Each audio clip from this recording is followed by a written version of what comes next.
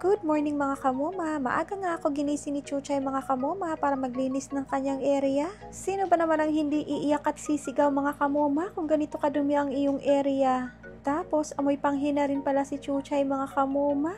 Umpisa ng laban natin ngayong umaga no dahil nga gusto nyo makita kung ano yung ginagawa ko sa umaga. Kaya heto na mga kamoma, isi-share ko na sa inyo ang daily routine ng moma nyo everyday. At lalo na meron na tayong Chuchay mga kamoma, so syempre nadadagdagan na yung trabaho natin sa araw-araw. Matinding labanan ito mga kamoma para sa amin ni Chuchay, pero alam ko hindi ako pababayaan ni Lord at magiging easy lang ang lahat para sa akin. Sa totoo lang napakasaya ko talaga mga kamoma dahil dumating nga sa buhay ko si Chuchay.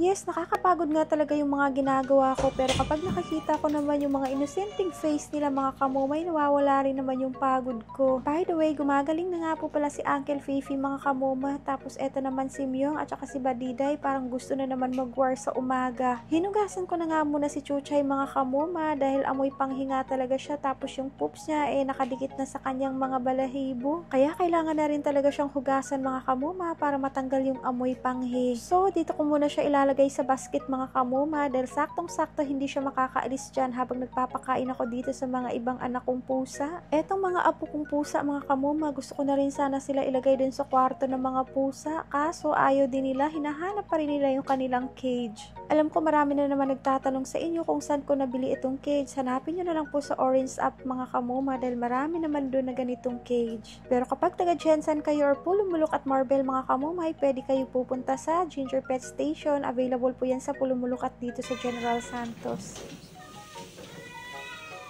Sa breakfast ng mga anak kong pusa mga kamomay, kumakain muna sila ng dry food. Tapos si Uncle Fifi, dry food din naman sa kanya pero nilagyan ko rin ito ng wet food. Hinaluan ko nga po pala ng tubig yung pagkain ni Uncle Fifi mga kamoma para lumambot. Tapos ito naman si Chuchay ay wet food naman yung kanyang breakfast. Huli na nga po pala ako sa pagtutupi ng aking kumot mga kamoma dahil syempre pagising ko sila talaga yung inuuna ko. Lalo na talaga itong si Chuchay mga kamoma, ay irritable na rin siya kapag nakita niyang madumi yung kanyang area. At dahil wala pa nagkasya kay Chuchay na diaper mga kamoma, kaya mag-DIY muna tayo ng diaper niya. Hindi mo talaga maiwasan na merong mga samok-samok dito sa tabi-tabi ni Moma kapag merong ginagawa ang Moma, pero di bali sanay na ang Moma dyan. Sobrang magastos talaga sa pipad everyday mga kamoma para kay Chuchay, pero may naisipan na rin akong solusyon para dyan.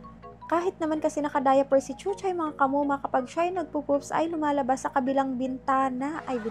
Lumalabas pala sa kabilang side yung kanyang poops, pero okay lang kasi ang purpose lang naman kaya ako siya kinakavera ng ganyan para makapag-roaming around si Chuchay mga kamoma at hindi magasgasan ng kanyang kifay at ang kanyang puwet. So, kanya-kanya na talaga tayo ng diskarte para dito mga kamoma, no? Pero I'm sure magkakaroon din naman ng mga ibang solusyon habang tumatagal. At dahil first time nga natin magiging nanay sa pusa na merong disability mga kamoma, so syempre marami pa tayong mga dapat na matututunan at kailangan praktisan. Minsan talaga mga kamoma kapag tinititigan ko si Chuchay ay hindi ko talaga maiwasan na parang tutulo yung luha ko. Pero at least this time safe na si Chuchay mga kamoma dahil dito nga siya sa akin napunta, so meant to be talaga kami ni Chuchay. At eto naman si Maki mga kamoma, hindi makapagpigil ay gusto niya makipaglaro kay Chuchay. Kaya hindi ko talaga hayaan si Chuchay sa labas na walang nakabantay sa kanya mga kamoma, kaya kinuha ko na rin kaagad si Chuchay at binalik ko sa kanyang cage. Ito talaga si Maki, atat na atat makipag-play kay Chuchay. Napaka-inosente nga talaga ng face ni Chuchay mga kamoma, kaya it's better dyan na muna siya sa cage dahil marami pang gagawin ang Moma. Saka ko lang talaga siya nilalabas mga kamoma kapag nakabantay ako sa kanya. Mahirap na rin kasi magtiwala ng sobra-sobra, tapos eto si Maldito Boy, hay nako,